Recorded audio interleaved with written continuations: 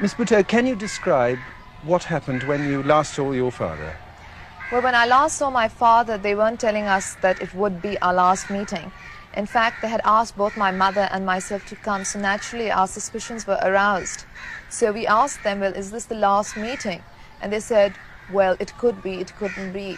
And I said, what do you mean? It could be or it couldn't be. It either is or it isn't. Well, receiving rather vague answers, I decided to say I was sick and I could not go. This was on April 2nd. And they sent the jail doctor who checked me up. And he went away. He said she's got an upset tummy, which I did have. And so we started to feel a bit better because we said that it couldn't be true. Maybe we were getting nervous, jumpy, and otherwise they would have taken us. They don't care about our health. They never have in the past. So the next day they came again, though, and they said, you have to come for your last meeting. They didn't say it was the last meeting. They said, both of you come because you're better now, aren't you? The doctor gave you some tablets. So I said, yes. But we got a message across to my lawyers in the meantime.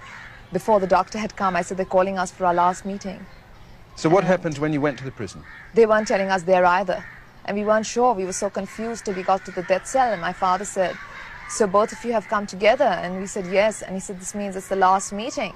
And both of us started to speak and then paused. And he said, well, it is. So he said, they're not telling us. He summoned the jail superintendent and said, I have a right to know. The jail superintendent provocated, but the force of my father's personality was such that finally he said that, yes, sir, it is. I was standing behind the jail superintendent because in front of the cell, there was only place for one person really to sit. Two could sit uncomfortably. He was behind the bars on the other side. So he said, I see. Good. And what time? And the jail superintendent said 4:30. He said, I hope I can have more time with my family. So he said, no, sir, it's still half an hour. So he said, that's, contrary to the jail regulations. I know there's no such thing as a jail manual, but if this is my last meeting, I insist on having at least an hour. And so then we sat there, and it was horrible. Now when I look back on it, my father was very calm, and he talked of family matters. He talked of party matters, and I keep seeing his face. They asked at the end of the meeting, I said that I'd like to hug my father goodbye. He'd been the president, the prime minister. He'd brought them back from the camps of India. They wouldn't even open the cell doors for me to kiss him goodbye. And then we just went back and started the countdown to death. Nobody else knew, nobody else was aware.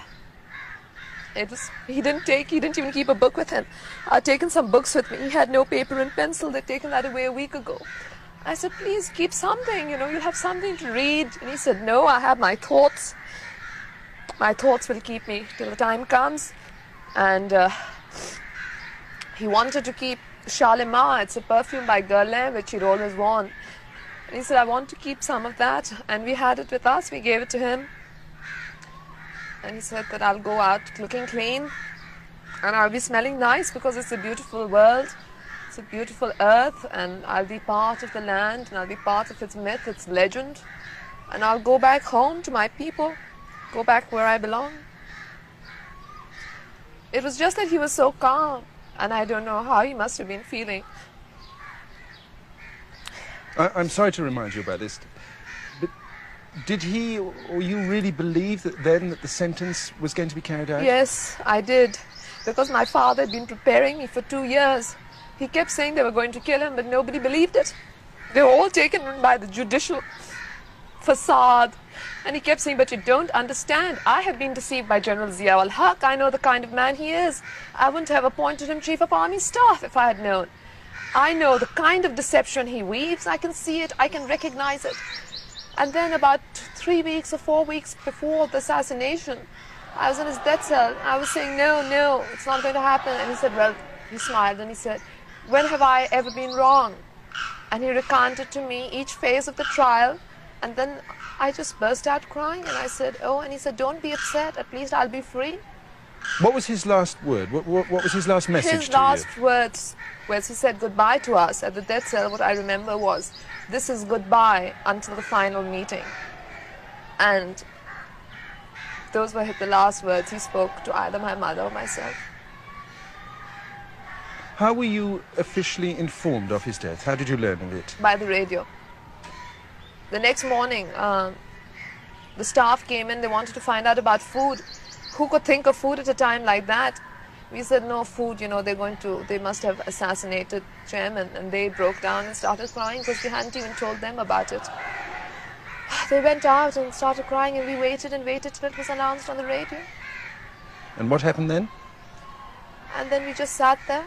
There was nothing to do but sit. That wasn't so bad. It was the waiting before, when you said 8 hours, 7 hours, 6 hours. You kept thinking, what is he doing? That was the horrible part. Then at 2 o'clock, we couldn't bear it anymore. We didn't know they would assassinate him at 2. We'd been told 4:30. And we expected them to take us for the body because we made a request to that effect.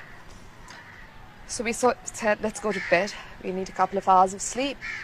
Both my mother and I woke up. She woke up at 4:20, I woke up at 4:30. And we stayed up after that. But it wasn't so bad as before. The last hours, countdown. I mean, I never knew I'd be so involved in a countdown to life. And he was so brilliant. He had so much vision. He talked so beautifully. When he would talk, it would be like poetry. And I just couldn't believe that you can just snuffing out brilliance. It's unbelievable.